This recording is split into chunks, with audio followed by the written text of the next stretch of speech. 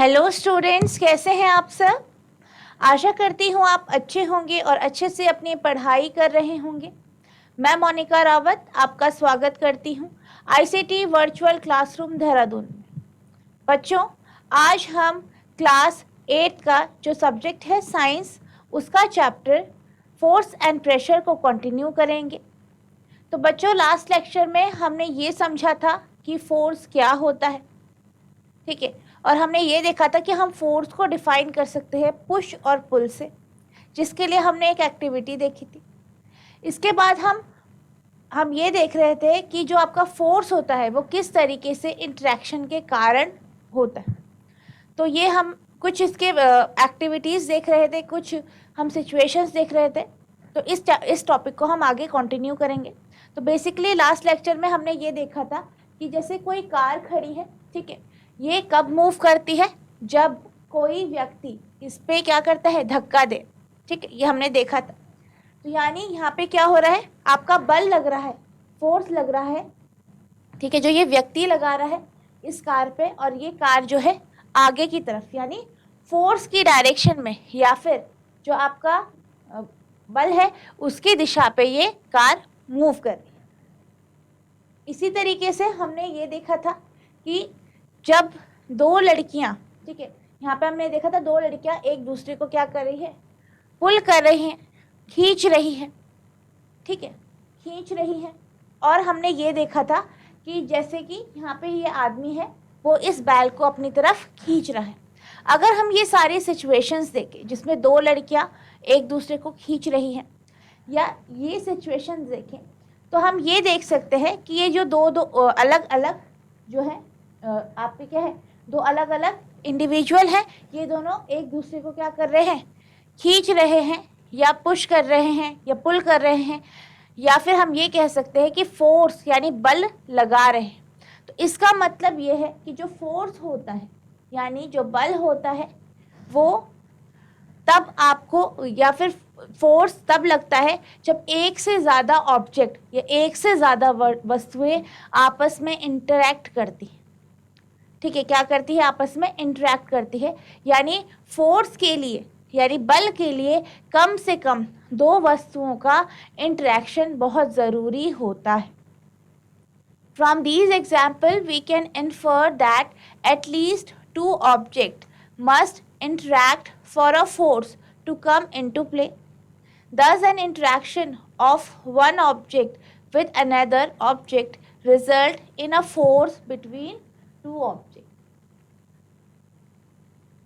इन उदाहरणों से हम निष्कर्ष निकाल सकते हैं कि बल लगाने के लिए कम से कम दो वस्तुओं में अन्योन क्रिया होनी आवश्यक है। इस प्रकार दो वस्तुओं के बीच अन्योन क्रिया के कारण उनके बीच बल लगता है।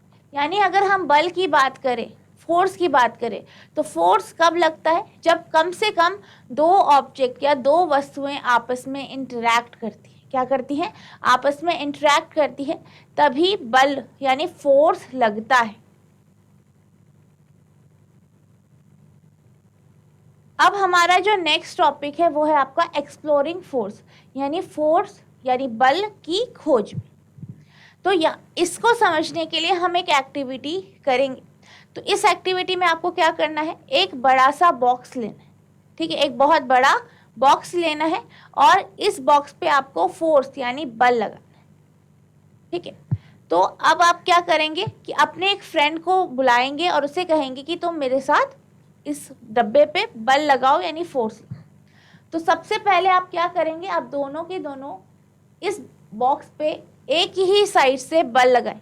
क्या करेंगे, एक साइड से बल लगाएं, ठीक है, दोनों ने इसी डायरेक्शन में बल लगाया, एक ही साइड में दोनों ने बल लगाया। अब क्या हुआ, ये जो बॉक्स है वो इजीली मूव कर गया, यानी आसानी से वो गतिमान हो गया या मूव कर गया, या हम उसकी पोजीशन को शिफ्ट कर पाए।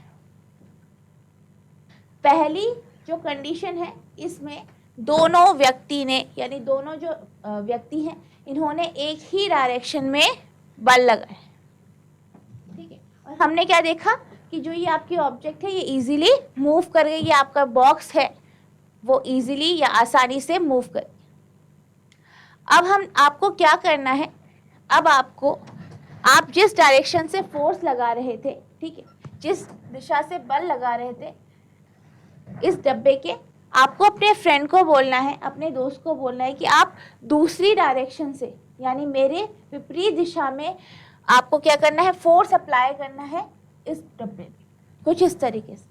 यानी एक आपका इधर से फोर्स लगा रहा है और दूसरा आपका इधर से फोर्स लगा रहा है। तो जब दोनों फोर्स लगाते हैं जो कि ऑपोजिट डायरेक्शन में होते हैं, तो आप ये देखते हैं कि जब आप दोनों बराबर बल लगा रहे हैं इस डब्बे पे, तो आपका जो ये डब्बा है, ठीक है, जो ये बॉक्स है, ये मूव नहीं करेगा। क्या नहीं करेगा? मूव नहीं करेगा। यानी ये आपको जो ये डब्बा है या जो बॉक्स है, बड़ा सा बॉक्स है, ये आपको अपनी पोजीशन से डिस्प्लेस होता नहीं दिखाई, ठीक है। यानी जो पहली कंडीशन है उसमें आप दोनों ने एक ही दिशा में फोर्स लगाया और बहुत इजीली आपका जो डब्बा है वो मूव कर गया।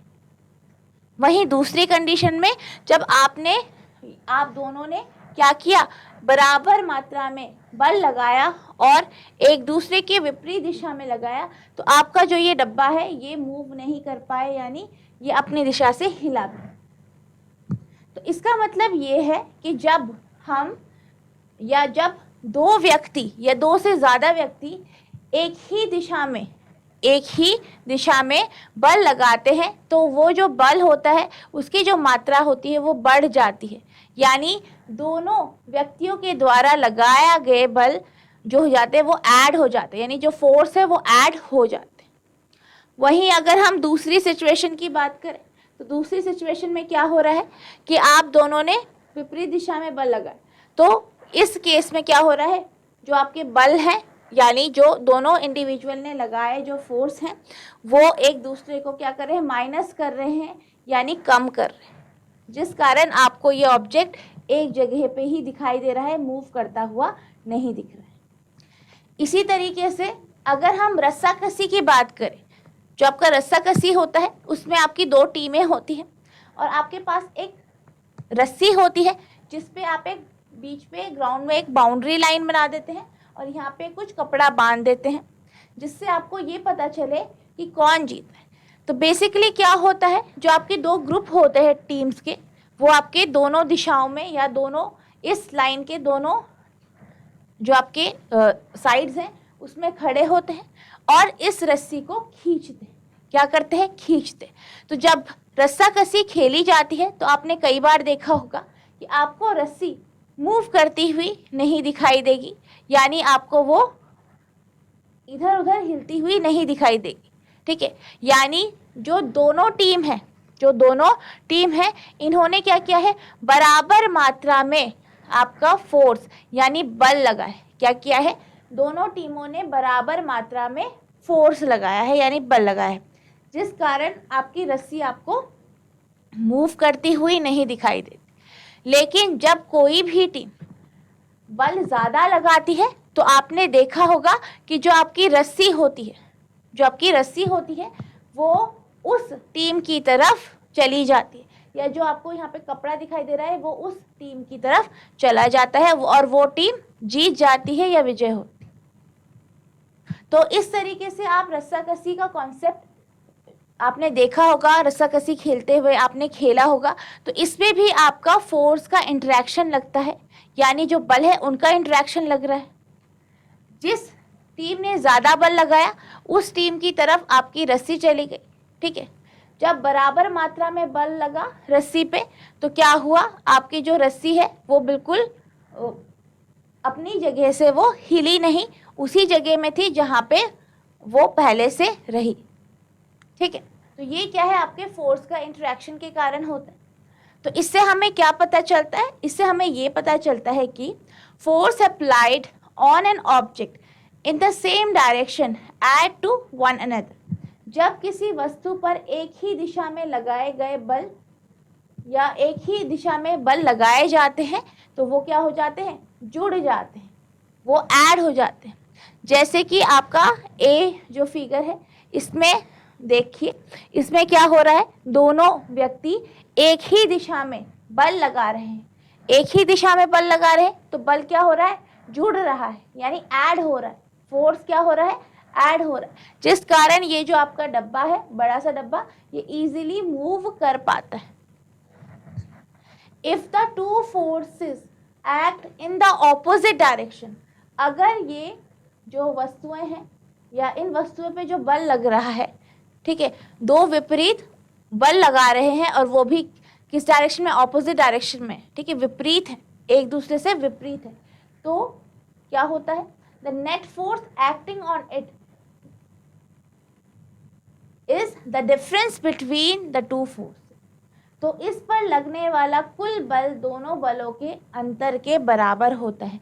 यानी जब दो व्यक्ति, ठीक है, ये क्या कर रहे हैं, इस बॉक्स पे बल लगा रहे हैं, ठीक है, तो क्या हो रहा है, और दोनों किस डायरेक्शन में लगा रहे हैं, ऑपोजिट, यानी विपरीत दिशा में लगा रहे हैं, तो जो बल होता है, फोर्स होता है, वो माइनस हो जाता है, यानी घट जाता है।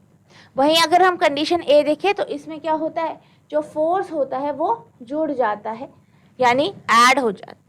तो ये आपकी दो कंडीशंस हैं, ठीक है, और इनके लिए हमने ऑब्जर्व किया कि किस तरीके से जो है, जो आपका बल होता है या फोर्स होता है वो ऐड होता है, यानी जोड़ता है, और सब्ट्रैक्ट यानी माइनस होता है या घटता है,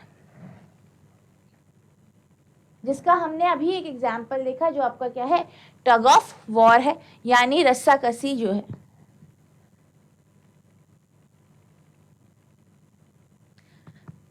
A force could be larger or smaller than the other or equal to each other, ठीक है, यानी एक बल दूसरे बल से छोटा बराबर हो सकता है, ठीक है। The strength of a force is usually expressed by its magnitude. We have also to specify the direction in which a force acts. Also, if the direction or the magnitude of the applied force changes, its effect changes. यानी एक बल दूसरे बल से बड़ा या छोटा या बड़ा बराबर हो सकता है। बल की प्रबलता प्रायः उसके परिमाण से मापी जाती है, यानी उसका मैग्नीट्यूड कितना है, कितना उसकी मैग्नीट्यूड है, इससे हम बल को नापते हैं। बल के बारे में बताते समय हमें उस दिशा का उल्लेख करना भी आवश्यक है जिसमें बल कार्य करता है। यदि लगाया गया बल की दिशा या परिमाण में परिवर्तन हो जाए तो इसका प्रभाव बदल जाता है। जैसे हमने अभी देखा, एक्टिविटी में देखा कि जब हम किसी एक डब्बे में, किसी एक बड़े डब्बे में या कोई आपके पास वस्तु है, उस पर जब हम एक ही डायरेक्शन में बल लगा रहे हैं तो क्या हो रहा है, बल बढ़ रहा है या फिर ऐड हो रहा है, जिस कारण आपका जो ये बॉक्स है वो क्या हो रहा है, मूव कर रहा है इजीली। यानी आप देख सकते हैं जो आपका बल है वो हमने सपोज दोनों ने क्या किया, 10 न्यूटन का जो है बल लगाया, यानी फोर्स लगाया, यानी इस व्यक्ति ने भी 10 न्यूटन का बल लगाया, इसने भी 10 न्यूटन का बल लगाया, और दोनों एक ही दिशा में लगा रहे हैं, तो आपका जो है, ये आपका जो डब्बा है वो इजीली मूव कर गया, यानी इस पे टोटल आपके पास कितना लगा, 20 न्यूटन लग गया बल, क्योंकि हमने ये पढ़ा है कि जब एक डायरेक्शन में बल लगता है तो वो ऐड हो जाता है, यानी इस डब्बे पे 20 न्यूटन बल लगा और ये जो डब्बा है वो मूव कर गया। वहीं अगर हम इन दोनों व्यक्तियों को इस तरीके से विपरीत दिशा पे बल लगाने के लिए कहते हैं और दोनों 10 न्यूटन बल लगाते हैं, 10-10 न्यूटन बल लगाते हैं, लेकिन इन दोनों की जो दिशा है, बल लगाने की जो दिशा है वो ऑपोजिट है, यानी विपरीत है, जिस कारण क्या होता है, आपका जो बल है या फोर्स है वो कैंसिल हो जाता है और जो आपका ये डब्बा है, ये वस्तु है, वो अपनी जगह से हिलती नहीं है, यानी मूव नहीं कर पाती। तो यानी इससे हमें क्या पता चलता है, इससे हमें ये पता चलता है कि जो बल की दिशा है वो बहुत ही इम्पॉर्टेंट रोल प्ले करती है, बहुत ही ज़रूरी होती है, जिससे हमें ये पता चलता है कि किसी भी वस्तु पे जो है, जो आपकी बल की डायरेक्शन है वही उस पे जो चेंजेस है वो करती है, ठीक है, यानी डायरेक्शन जो है बहुत ज़्यादा इम्पॉर्टेंट रोल प्ले करती है।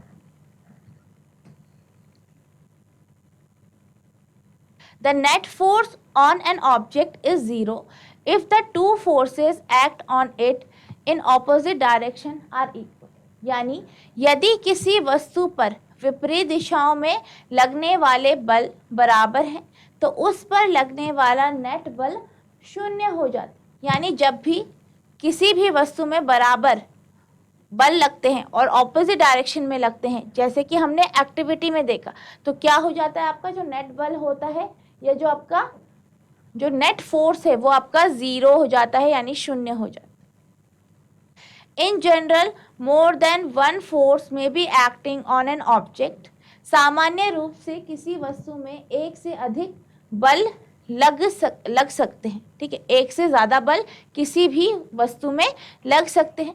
However the effect of the object is due to the net force acting on it, ठीक है। यानी अगर किसी भी वस्तु में कोई भी आपको इफेक्ट दिखाई देता है वो उस वस्तु पे लगाए गए सारे बलों का कुल जो होता है या फिर नेट जो फोर्स उस पर लग रहा है उस पर डिपेंड करता है। जैसे अभी हमने एक्टिविटी में देखा और जैसे मैंने आपको समझाने के लिए एग्जाम्पल बताया, तो हम यहाँ पे देख सकते हैं कि जो हमने जब बराबर बल लिया तो पहली कंडीशन में क्या हो गए, जुड़ गए, ठीक है। तो यानी जो आपका ये बल बॉक्स है इस पे 20 न्यूटन का बल लगा, ठीक है। ये क्या है, नेट फोर्स है। क्या है ये, नेट फोर्स है, यानी जो आपका कुल बल है या टोटल जो बल इस पे लग रहा है वो है। इसी तरीके से जब हमने सेकेंड कंडीशन में देखा कि दोनों जो व्यक्ति हैं वो बराबर बल लगा रहे हैं तो आपका नेट जो फोर्स है इस पे क्या हो गया, आपका जीरो हो जाएगा, क्योंकि ये दोनों विपरीत दिशा में लगा रहे हैं बल, तो आपका जो फोर्स है वो माइनस हो जाएगा और 0 न्यूटन आपका नेट फोर्स हो जाएगा, जिस कारण आपका जो ये बॉक्स है वो आपकी जो है पोजीशन, जिस पोजीशन में है ये है, वहाँ से ये मूव नहीं कर।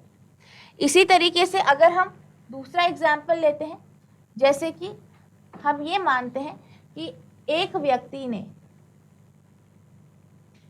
ठीक है, इसने आपका 20 न्यूटन फोर्स लगाया और दूसरे ने आपका 10 न्यूटन फोर्स लगाया। अब ये दोनों ने क्या किया है, एक ही दिशा में फोर्स लगाया, ऐड होंगे, तो यानी इस बॉक्स पे 30 न्यूटन का बल यानी फोर्स लगा है। अगर हम बात करें जब ये दोनों विपरीत दिशा में बल लगाते हैं तो आपका जैसे ये व्यक्ति 20 न्यूटन का बल लगाता है और दूसरा व्यक्ति आपका 10 न्यूटन का बल लगाता है, ठीक है, और ये दोनों विपरीत दिशा में लगा, यानी ये दोनों जो फोर्स हैं वो क्या होंगे, माइनस या घटेंगे। तो आपके पास जो इस बॉक्स पे नेट बल, जो इस बॉक्स पे जो नेट बल या फिर हम ये कह सकते हैं जो कुल बल आएगा वो आपका 10 न्यूटन आएगा। कितना आएगा, 10 न्यूटन आएगा, और किस दिशा में होगा, इस दिशा में होगा, क्योंकि इस व्यक्ति के द्वारा लगाया गया जो बल है वो अधिक है या ज़्यादा है, ठीक है, क्या है, अधिक है, ज़्यादा है, और वो इस डायरेक्शन में लगा रहा है बल, तो इसके द्वारा लगाया गया बल क्या होगा, ज़्यादा होगा, तो आपको ये ऑब्जेक्ट इस दिशा में मूव करता हुआ दिखाई देगा, यानी 10 न्यूटन जो फोर्स लगेगा वो आपका इस दिशा में लगेगा, ठीक है। तो जिस कंडीशन में या जिस तरफ से बल ज़्यादा लगता है उस बल की दिशा में आपका जो ऑब्जेक्ट है वो मूव करता है, यानी क्या करता है, गति करता है। अब हम चलते हैं अगले टॉपिक की तरफ। तो हमारा जो अगला टॉपिक है वो आपका ये है, a force can change the state of motion, यानी बल वस्तु की गति की अवस्था में परिवर्तन कर सकता है, यानी जो आपका फोर्स होता है वो जो गति की अवस्था होती है उसमें चेंजेस कर सकता है। जैसे कि एक बॉल है, ठीक है, एक बॉल है, आपने किसी टेबल पे एक बॉल रखी, ठीक है, और फिर आपने क्या किया, अपने हाथों से उस पर बल लगाया। क्या किया, हाथों से बल लगाया। तो जब आप उस बॉल पे बल लगाएंगे तो वो आपका बॉल मूव करेगा, ठीक है। जैसे कि यहाँ पे आप देख सकते हैं, ये जो आपके पास है यहाँ पे एक फिगर है, तो हमने क्या किया, एक बॉल ली, ठीक है, उसे टेबल पे रख दिया, उसे टेबल पे रख दी और अपने हाथों से उस पर बल लगाया, फोर्स। जब हमने इस पे फोर्स लगाया है तो ये इस दिशा में मूव करेगी, क्योंकि हमने इस दिशा पे क्या करा है, बल लगाया है, यानी फोर्स लगा है। ठीक है, स्टार्टिंग में क्या था, ये जो बॉल थी वो रेस्ट पोजीशन में थी, किसमें थी, विराम अवस्था में थी, और हमने क्या किया, फोर्स लगाया तो ये मूव करने लग गई। तो इस तरीके से ये मूव करने लगे, यानी कि हमने क्या किया, फोर्स लगाया तो जो आपकी बॉल थी वो आपकी विराम अवस्था में, पहले आपकी बॉल विराम अवस्था में थी, ठीक है, यानी रेस्ट पोजीशन में थी। जब हमने इस पे फोर्स लगाया, क्या लगाया, फोर्स अप्लाई किया, बल लगाया, क्या लगाया, बल लगाया, तो क्या हुआ, ये मूव करने लगी, यानी गति करने लगी या मोशन में आ गई। पहले ये विराम अवस्था में थी, यानी रेस्ट की पोजीशन में थी, इस पे फोर्स लगाया गया, बल लगाया गया, और ये गति करने लगी, यानी मोशन करने लगी। तो इसका मतलब ये है कि जब हमने इस वस्तु पे, जो कि रेस्ट की पोजीशन में थी, विराम अवस्था में थी, जब हमने इस पे फोर्स लगाया, जब हमने इस पे बल लगाया, तो क्या हुआ, इसका जो इसका क्या है, अवस्था थी रेस्ट की, वो चेंज हो गई और ये मूव करने लगी, यानी गति करने लगी। यानी आप ये देख सकते हैं कि इस केस में जो आपका बल है, क्या है, जो आपका बल है, उसने वस्तु की गति की अवस्था को बदल दिया। पहले वो रेस्ट में थी, अब वो मूव करने लगी। तो इसमें हमने क्या देखा, तो इसमें हमने ये देखा है कि these observations suggest that a force applied on an object may change its speed. If the force applied on the object is in the direction of its motion, the speed of the object increases. यानी अभी तो हमने ये देखा कि जो आपका ball है वो आपकी रेस्ट की पोजीशन में है और वो मूव करने लगा। अगर वो मूव कर रहा है और आप चाहते हो कि वो और तेजी से चले, और तेजी से स्पीड हो उसकी, या और तेज उसकी चाल हो, तो आप क्या करोगे, आप पीछे से उस पर बल लगाओगे, तो उससे क्या होगा, आपकी बॉल जो है और तेजी से मूव करेगी या गति करेगी। अब आपको इस बॉल की स्पीड को रोकना है, क्या करना है, इस स्पीड को रोकना है। तो आप क्या करोगे, आप जिस दिशा में ये बॉल इस तरीके से गति कर रही है, ठीक है, जैसे कि ये बॉल है, ये इस दिशा में क्या कर रही है, गति कर रही है, आप इसके ऑपोजिट डायरेक्शन में फोर्स लगाओ। क्या करोगे, इस बॉल के ऑपोजिट डायरेक्शन में या विपरीत दिशा में बल लगाओगे, जिससे क्या होगा, जो आपकी ये बॉल है इसकी स्पीड कम होगी। ठीक है, अगर आपने बल इस जिस फोर्स से ये बॉल जा रही है, या जिस बल से ये बॉल जा रही है, उससे कम लगाया है, तो इसकी स्पीड कम हो जाएगी। लेकिन अगर आपने जो बल है वो अगर इस बॉल पे लगने वाले बल से कम बल लगाया है, तो ये जो बॉल है उसकी स्पीड या उसकी चाल जो है वो कम हो जाएगी। लेकिन अगर ये इस बॉल पे लगने वाला बल, यानी जो इस पे बल लगा हुआ है, वो अगर क्या है, बराबर है आपके द्वारा लगाए गए बल से, तो आपकी जो ये बॉल है वो रुक जाएगी, यानी विराम अवस्था में आ जाए। तो इससे हम ये देख सकते हैं कि जो आपकी बॉल थी, पहले ये रेस्ट पोजीशन में थी, विराम अवस्था में थी, हमने इस पे फोर्स लगाया, ये मूव करने लगी। अब हमें इसकी स्पीड बढ़ानी है, इसकी चाल बढ़ानी है। हमने चलती हुई बॉल पे और फोर्स दिया, तो क्या हुआ, उसकी स्पीड या उसकी चाल बढ़ गई। फिर आपको इस बॉल की चाल को कम करना है, यानी इसकी स्पीड को कम करना है। आपने क्या किया, इसके विपरीत दिशा में या ऑपोजिट डायरेक्शन में फोर्स लगाया, जिस कारण इस बॉल पे जो उसकी स्पीड थी, जो उसकी चाल थी, वो कम हो गई। और जब आपने इस बॉल पे लगे हुए बल से के बराबर इस पे फोर्स लगाया, तो आपकी जो ये बॉल है वो फिर से विराम अवस्था में आ गई। किसमें आ गई, फिर से विराम अवस्था या रेस्ट की पोजीशन में आ गई। तो इससे हमें क्या पता चला कि जो आपका फोर्स होता है वो क्या कर सकता है, वो जो स्टेट ऑफ मोशन होता है उसे बदल देता है। ठीक है, यानी जो आपकी ये ऑब्जर्वेशन है, इनसे हमें ये पता चला है कि जो आपके फोर्स है, ठीक है, force applied on an object में चेंज इट्स स्पीड, यानी जब आप फोर्स अप्लाई करते हो किसी भी वस्तु में, ठीक है, तो क्या होता है, आपका जो ऑब्जेक्ट है, जो वस्तु है, उसकी जो चाल है वो बदल जाती है, उसकी जो स्पीड है वो चेंज हो जाती है।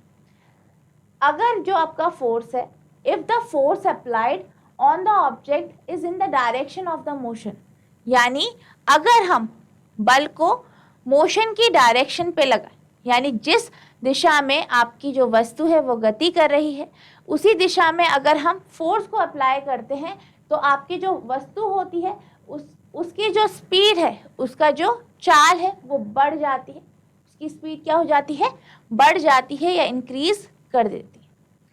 अगर आप फोर्स को, ठीक है, अगर आप फोर्स को अप्लाई करते हो विपरीत दिशा में या ऑपोजिट डायरेक्शन में, तो क्या होता है, आपका जो मोशन होता है उसकी जो स्पीड है, यानी जो बॉल की स्पीड है या बॉल की जो चाल है वो कम हो जाती है। यानी जब हमने अपने हाथों से चलती हुई बॉल पे या गेंद पे बल लगाया तो उसकी स्पीड बढ़ गई, उसके ऑपोजिट डायरेक्शन में लगाया तो उसकी स्पीड कम हो गई।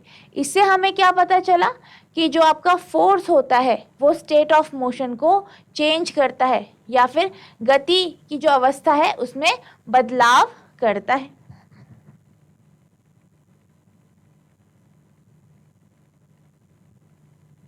ठीक है, इसका एक और एग्जाम्पल है, जैसे कि जब आपने बचपन में जो टायर होती है, टायर से खेला होगा, तो जब आपकी टायर चल रही होती है तो हम क्या करते हैं, एक डंडी से उसे फोर्स देते हैं, ठीक है, उसे फोर्स देते हैं और उस फोर्स के कारण जो आपका टायर होता है उसकी जो स्पीड होती है, उसकी जो स्पीड होती है या चाल होती है वो बढ़ जाती है। क्या हो जाती है, बढ़ जाती है, और जो आपका टायर होता है वो और तेजी से मूव करने लग जाता है या और तेजी से चलने लग जाता है। तो इससे भी आपको ये समझ में आया होगा कि किस तरीके से जो आपकी फोर्स है, ठीक है, जो कि हमने इस डंडी के द्वारा इस टायर पे लगाया है, किस तरीके से वो इसकी जो है चाल की या गति की जो अवस्था है उसमें बदलाव ला रहा है।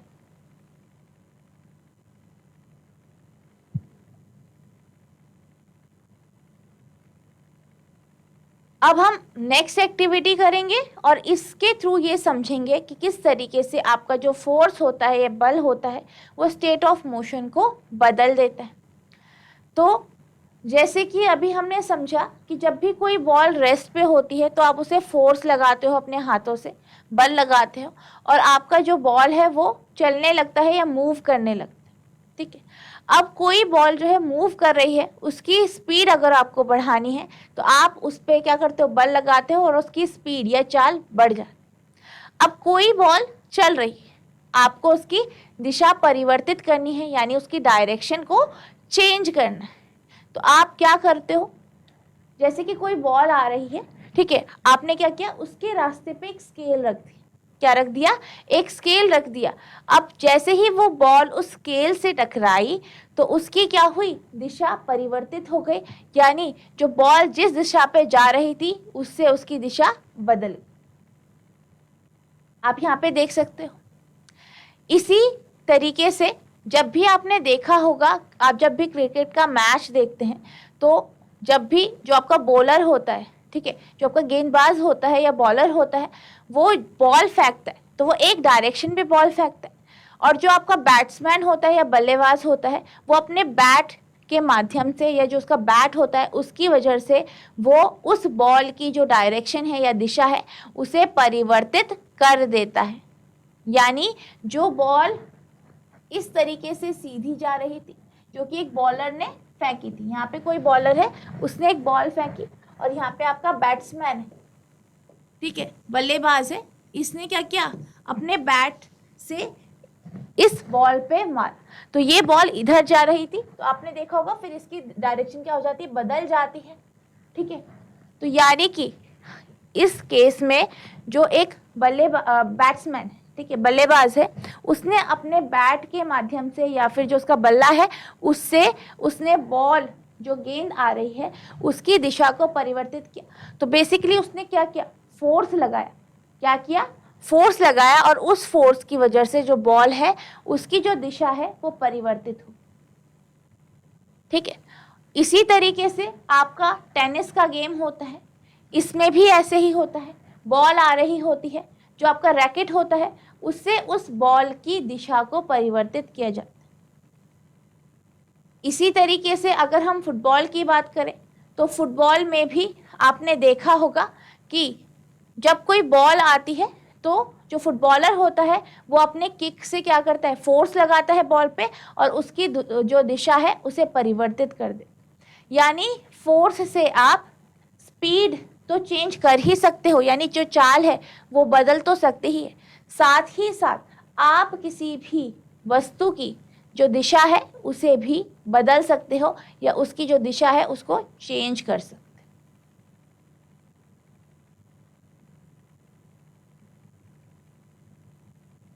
तो इससे हमें क्या पता चला, इससे हमें ये पता चला a change in either the speed of an object और इट्स डायरेक्शन ऑफ मोशन और both is describe as the change in its state of motion.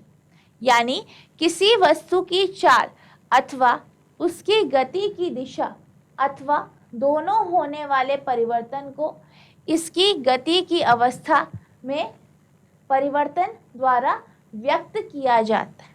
यानी अगर आपकी जो स्पीड है, किसी भी ऑब्जेक्ट की स्पीड है वो बदल रही है, यानी उसकी चाल बदल रही है, उसकी गति की दिशा बदल रही है, तो उसको हम कहते हैं change in the state of motion, यानी गति की अवस्था में परिवर्तन।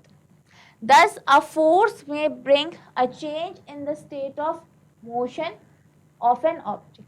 यानी अतः बल द्वारा किसी वस्तु की गति की अवस्था में परिवर्तन लाया जाता है। यानी जो आपका फोर्स होता है वो किसी भी वस्तु की जो गति की अवस्था है उसको चेंज कर देता है।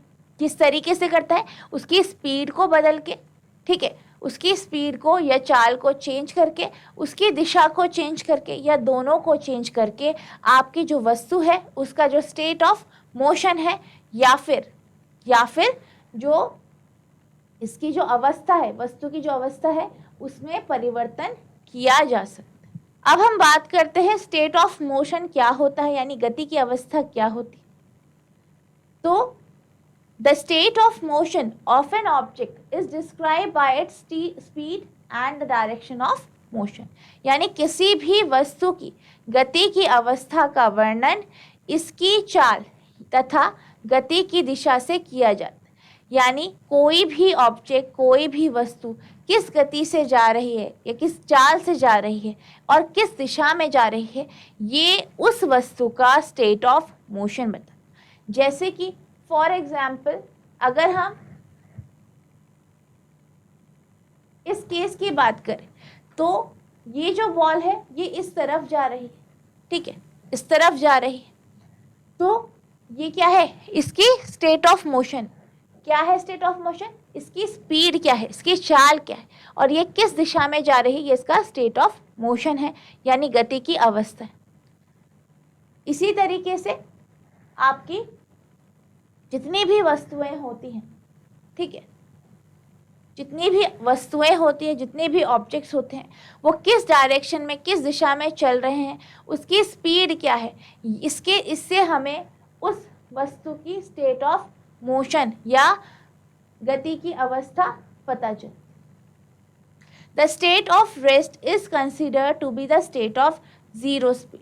यानी जो स्टेट ऑफ रेस्ट होता है, यानी ऐसी अवस्था जिसमें आपकी बॉडी विराम में होती है या जिसे हम विराम अवस्था कहते हैं, उसको हम स्टेट ऑफ ज़ीरो यानी शून्य चाल की अवस्था इसको हम मानते हैं, यानी स्टेट ऑफ ज़ीरो स्पीड मानते हैं, क्योंकि आपकी जो बॉडी होती है वो रेस्ट पोजीशन में होती है, और जब वो रेस्ट पोजीशन में होती है या विराम अवस्था में होती है तो आप जानते हैं उस पर किसी भी तरीके की स्पीड नहीं है, वो अपनी जगह को चेंज नहीं कर रही, तो इसका मतलब वो किस में है, स्टेट ऑफ रेस्ट में है।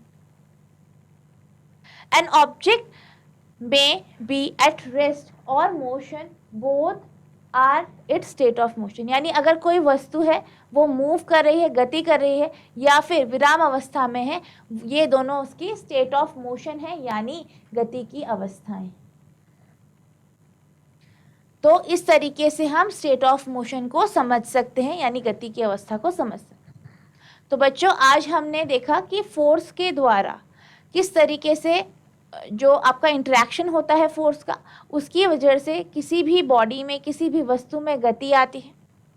हमने स्टेट ऑफ मोशन के कॉन्सेप्ट को समझा कि स्टेट ऑफ मोशन होता क्या है और किस तरीके से जो आपका फोर्स होता है, यानी बल होता है, स्टेट ऑफ मोशन को बदल देता है। तो आई होप जो मैंने आज आपको पढ़ाया वो आपको समझ में आ गया होगा। आपको इसको रिवाइज करना है, और अगर आपकी कोई भी क्वेरी है, कोई भी आपके क्वेश्चन होते हैं, तो आपको नेक्स्ट क्लास में पूछना। तो बच्चों, आज के लिए बस इतना ही। मिलते हैं अब नेक्स्ट सेशन में। तब तक के लिए thank you and have a nice day.